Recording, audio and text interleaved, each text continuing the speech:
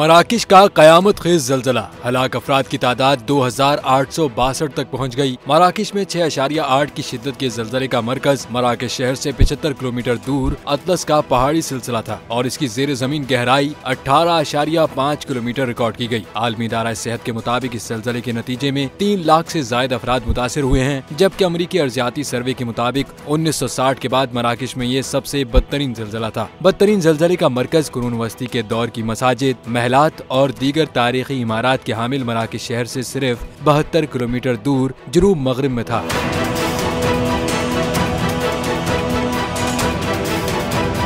मराकश के कदीमी हिस्से को इस जलजले से शदीद नुकसान पहुंचा है। जलजले से इमारतें मलबे का ढेर बन गईं, बिजली और मवासिलात का निजाम बुरी तरह मुतासिर हुआ है, जबकि जलजले से मुतासरा अफराद खुले आसमान तले रात गुजारने पर मजबूर हैं। हुक्काम के मुताबिक जलजले के नतीजे में कई इमारतें जमीन बोस हो गयी, जबकि दर्जनों इमारतों को जुज़वी नुकसान पहुँचा। जलजले से मुतासरा इलाकों में रेस्क्यू और रिलीफ ऑपरेशन जारी है।